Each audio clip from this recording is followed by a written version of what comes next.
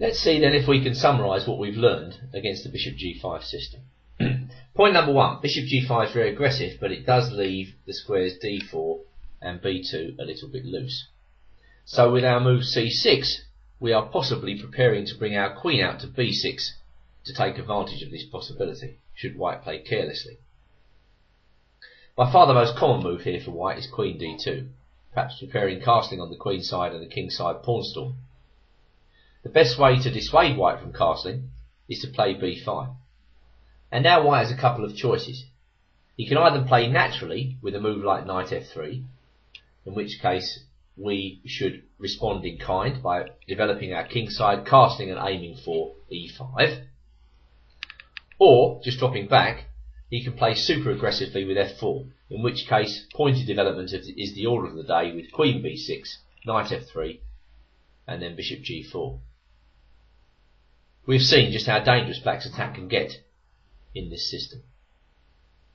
So overall, bishop g5 has to be respected. It's a dangerous idea, but I believe black can counter it successfully.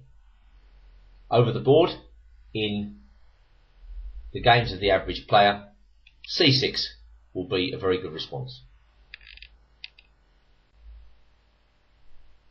One of the main advantages afforded to black in the modern defence is the flexibility of his pawn structure. I mean, there's no need for black to play his pawn structure in any particular way. Even after the obvious first three moves, g6, bishop g7 and d6, he may play his pawns in virtually any way he pleases in the opening. In fact, there have been some grandmasters such as Duncan Suttles who specialised in exotic formations with the black pieces, just egging their opponents on to come and get them. One such setup is known as the hippopotamus. It's an underestimated system where black hangs back with his pawns in the opening, constructs a row of pawns more or less on the third rank, fianchettos both bishops, more or less waits to see what white is doing and invites white to come at him. And so the next system I want to consider is this hippopotamus system, and we're going to be using it against the classical system and lines where white plays knight f3 early on this DVD. I think it cuts down on an enormous amount of learning, in the sense that, well, you're almost making it up as you go along from the word go. After knight f3, I'm recommending black play the very peculiar move here, e6, which, as we'll see, can be used with success, and continue in hippopotamus vein, perhaps playing knight e7, knight d7, b6, and well, inviting white to come and get him, as I said. Now, flexibility must be the keynote with this system. I would say the number one priority is not to be in too much of a hurry to define where you're going to put your king. Instead, you can set up your pawns on the third rank, you can develop your minor pieces first, and wait to see what white's going to do with his king before you commit yourself. Now, this flexibility was very much shown in the coming game between Georgios Soulidis, whose grade was 2401 at the time this game was played, in Germany in 2003, and Grandmaster Thomas Espig. Well, white continued with bishop e2. This is the classical setup by white. White makes no attempt to refute black's opening whatsoever. He just develops his pieces sensibly in the centre and awaits events. However, there comes a position very soon where white has to commit himself with his king. Meanwhile, black develops in typical manner for this line, and knight e7, that's the most comfortable square for the knight. Obviously, black can put his knight on f6 in such a position, but that's not really hippopotamus-like, because that gives white a little bit of encouragement to think about the advance e5. Now, I'm not saying white's going to play this advance right away. He may delay it, but certainly the knight on f6 is set up to be attacked by e5. I think knight f6 is more in keeping with a fluid modern defence, where black is thinking about c5 or e5, something like that. In the hippopotamus, you're hanging back for a while. So knight e7 is probably the best square for the king's knight. And Soulidis played queen d2. Well, okay, we don't really want white to be playing bishop h6 in this position. So Espig plays the thematic move h6 himself. Now, this, to a degree, forces black's hand, because black's not going to be castling short in the near future, as bishop takes h6 will win a pawn, and a very important pawn at that. But black is not too concerned. He's just waiting to see what's going to happen in this game. And so s-fig continues development. Probably black will just continue with knight d7 and a6 if white, say, centralises his pieces, something like this. Rook a d1, knight d7, rook f e1, something like a6. And now, what is white going to do? That's the invitation that black is offering. Meanwhile, well, what can black do? I've seen games. There was an old game of Vladimir Hort in such a position where Hort just ran the king in a leisurely fashion to h7, and white didn't really seem to have a clue what was going on. Eventually, black in that game managed to fashion an e5 break and win very comfortably.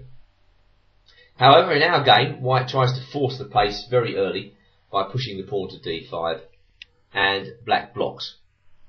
As black is behind in developments, it's quite a good idea to block. But note the pawn structure in this game. Black is now very much thinking about f5.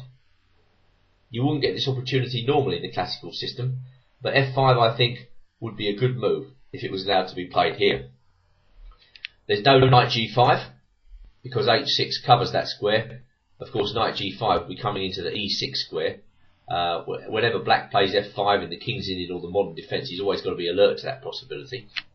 So white takes action against f5 by preparing f4 himself. I'm pretty sure if black goes f5 now, white is going to go f4, and the game is opening up with black behind in development. This is not really what black wants. So s-fig continues developing his pieces with knight d7. White goes f4. Sometimes in the hippopotamus it's a strange phenomenon. White feels obliged to actually do something. You know, he's got his nice position, he's castled, he's developed his pieces, so he feels obliged to open up the game. But f4, well, this has ceded the e5 square to black, and this is quite a serious concession from white's perspective. Black played a6, taking away the b5 square from white's bishop or knight. White played knight f3, and now black hopped into the hole on e5. Rook came to d1, knight takes f3 check, bishop takes f3, and now queen d7. So black has maintained flexibility with his king, and he should have an equal position here. I suppose the ongoing plan would be something like g5, knight g6, and then occupation of the e5 square. So white plays h3. And now a very interesting move by black, castles on the queen side. Again, giving you a clear idea of the flexibility that black has in the hippopotamus. White sees an opportunity, and black plays an only move here, f5. White takes, black takes, and white drops back with his bishop. Black plays knight g6. Well, I suppose white played his bishop g4 idea because he thought that he was weakening the pawn structure. Now black has an isolated pawn on f5, it's true, but black also has open lines against the white king to work with. This would be the type of position which, well, I mean, you can see 2400 player is drifting into. He's not making any particular headway against black's position. Instead, he's trying to provoke weaknesses, but in reality, he's only opened up lines against his own king. So, is it any wonder that black started to train his sights on the white king with rook hg8. After knight e2, there came rook de8. So very good preparation by black for the kingside attack. White played knight d4, and black played knight h4. So concrete ideas are now starting to emerge against the white kingside, and white's got to be extremely careful in this position. He played c4. Well, of course, there may have been a threat of knight takes f3, followed by bishop takes d5. Knight e6 in this position looks very interesting. I mean, I think then black gets pretty good chances by chopping off the bishop on f3, and then who knows, maybe he could even get away with a move like bishop takes d5, queen takes d5, queen takes e6. There's also an interesting exchange sacrifice here, where black gives up the rook for the knight and just plays on with the exchange down, but with terrific pressure against g 2. So some very interesting possibilities for black in this position, and therefore white plays c4. Bishop f6, opening up lines. King h1, and now queen g7. Well, we've reached a position where white simply has to play knight e6 and, you know, take whatever's coming to him. Whether this move is good or not is not really an issue, because white now, under pressure, makes a blunder. He plays rook f2. Now black manages to execute a splendid combination to finish off the game. And we shouldn't be surprised by this, because all of black's pieces are now in active play. It's just that you have to have a certain amount of imagination to find what black did. As a training exercise, it might be worth turning off the DVD to see if you can actually see how black finished off this game. Well, he started simply. He played bishop takes d4, queen takes d4, and now the point of the combination, rook e1 check. This is an excellent rook move, and it breaks white's defence. Bishop g1 only move. Rook takes g1. Well, now if white captures with the rook, he loses his queen, so king takes g1, and now simply knight takes f3 check. Completely crushing. If rook takes f3, queen takes g2, mate. So that was a splendid example of black breaking out of what seemed like a cramped position, maintaining flexibility, and in the end getting a winning attack. In the hippopotamus, you sometimes have to display a good deal of patience, and this opening can lead to protracted struggles, particularly if white's in no particular hurry to try to smash black up. Black must be patient too, I think, when he or she plays such a system. A display of this type of patience and an eye for the winning chance comes from the next game, from the Women's Champions Tournament in Russia, played in 1998, between two female grandmasters, Ekaterina Kovalevskaya, playing white, who's 2-3-9-0, and the ex-world champion, Nona Gaprindashvili, who, despite the fact she was a veteran at the time of this game, was actually playing the hippopotamus a lot. She's actually played the modern defence a great deal in the course of her career, with excellent results, I would say. So this time around, anyway, white decides to put the bishop on d3, b6, castles, knight e7, and then bishop b7. So traditional flexibility from black. White goes queen d2, and now Gaprindashvili plays h6. White centralises the rook, and black plays knight d7. So I think we can safely say after h3, a6, that black has set up the traditional hedgehog or hippopotamus position. He's waiting there with the pawns, and now it's a question of where does white go from here. Black is not without opportunities, particularly with the bishop on d3. I'm looking at trying to fix this pawn on e4. So if I was black in this position, I would be thinking about e5. There's also c5 to consider with the bishop on d3. I think if the bishop was on e2, black wouldn't be in so much of a hurry to open up the d file, because of course white can take on c5 or e5, opening the position up. And the final pawn break to consider is d5. Your choice of pawn break will depend on the position at that time. As it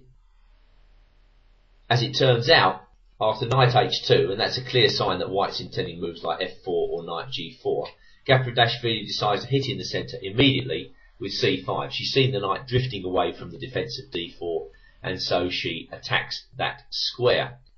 If white takes on c5 now, then I think black would happily take back with the knight. With a pretty comfortable position. I mean, I don't think there's anything wrong with black's game here. Seems to have some sort of Sicilian position, where black can play queen to c7, and maybe run the king to h7, king f8, king g8, king h7, or maybe just take the bishop on d3. So, after c5, white played bishop e2, dropping back, and black played knight f6. The game's changed a little bit over the last couple of moves. Black has gone active, attacking d4. The knight's dropped back to h2, so it takes a little bit of oomph out of white's position, and that allows black to bring the knight to f6, putting pressure on the e4 pawn. So white has got to think about defence, and therefore plays e5. and now black fixes the centre by playing e5 himself. That ties down the bishop on f3 and leaves the knight on h2 looking a little bit clumsy. White takes the pawn, probably the right decision because white has castled and black hasn't castled, so to open up the game seems sensible. And swapping off the queens would obviously give black equality, so Kovalevskaya drops away and black puts her queen on c7. Knight g4, another sensible move. Let's not forget that white is a pretty strong player, and so she's basically improving the position of her worst posted piece by doing that move. And black plays h5, which of course enables her to castle if she's able to do so. This is why white again plays a good move, bishop h6, frustrating black from castling short. So Gaprindashvili plays b5. She's hoping to provoke some sort of decision in the centre by perhaps playing b4, and then white's got a decision to make. Shall I put my knight on d5 or not? Well, bishop g5, bishop g7. The point of bishop g5, I think, was to anticipate bishop g7, to chop off the knight, to play a4, b4, and now knight into d5. And you wouldn't think that the position after bishop takes d5, rook takes d5, rook a d8, rook fd1, chop, chop, and rook d8 could end in anything other than a draw. But this is where Gaprindashvili starts to use her experience. I mean, obviously this position is completely equal. There's absolutely no doubt about that. But there's no reason why either player should agree to a draw. And so it turns out, with the game going on and on and on, the white queen is even allowed to come into a dominating position. Obviously this position is not especially interesting. It's an opposite colour bishop. Semi-endgame, let us say. White threatens f7, black drops away. But the patience that Gaprindashvili exhibits over the next few moves is quite remarkable. She keeps playing on. You could not believe that this game would fail to end in anything other than a draw. But Gaprindashvili is waiting. She's waiting for white to overextend. White plays king d1. The bishop comes round to b2, perhaps manoeuvring into the best square. And now, finally, white plays bishop d5 and black sees an opportunity to attack something. She's attacking the pawn on g2. She's also threatening queen to c1 mate. Just dropping back to bishop b2. It's very easy to become blasé in a position like this and to think with white, for instance, you could draw as you please. Not so, as queen g5 suddenly makes the game complicated again. White takes on c5, braving the consequences of queen c1. Black's not interested in that and takes on g2. Queen e3 check. Sorry, queen e3, excuse me. Queen f1 check. Queen e1. And now queen takes h3. So out of nowhere, black has won a pawn. And now it's white who's really struggling to draw this. Bishop on d5 seems remarkably out of play and unable to stop that h-pawn from rolling all the way up the board. King went to e2. Bishop d4, bringing the bishop to its best square. Queen g1, and now queen c3. Again, going for the initiative. That's the right decision in opposite colour bishop positions. You know, the initiative is of key importance. Whoever has the initiative generally wins the game. Well, now it's two pawns, and the compensation for the two pawns is non-existent. Therefore, I think we can safely say that black is now clearly winning. White manoeuvres around, hoping that something will turn up, but really, Kovalevskaya has been guilty of planless play. And that really is why she lost this game. I'm sure there were many ways to draw this for white, but, well, she hasn't found them. So f5, another excellent move, going for the initiative. Queen takes f5. If the queens came off, let's just see this. I think black would be fairly comfortably winning. I mean, white's problem is that black is already threatening just to bring the king in.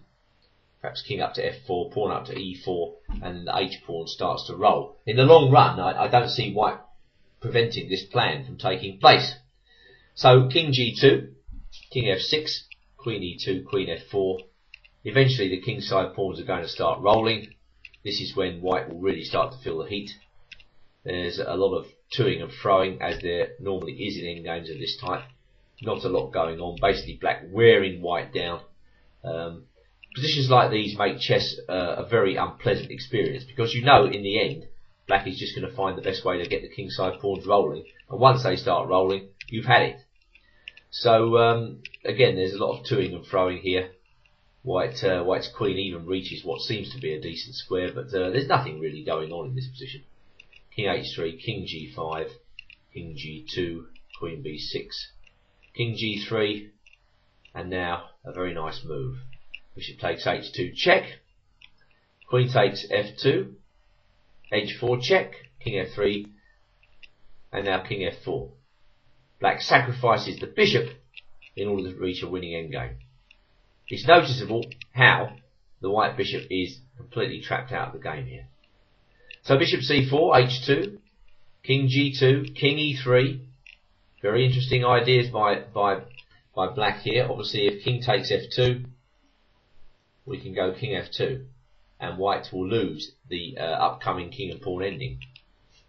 So bishop d5, king d3, king takes h2, e3, king g3, e2, bishop c4, check, king e3, and white resigned this position. Basically, white is in a kind of zugzwang here, and, well, can't really stop the pawn from queening unless she takes it. King takes, and this is an easily winning king and pawn ending. So a good example of patience there. You can see why Gapandashvili was the world champion. Good technique, plenty of fine points in that game, and another good example of how the hippopotamus system can suddenly blossom in the early middle game if white even only decentralises one piece. After knight h2, c5, black was well in this game.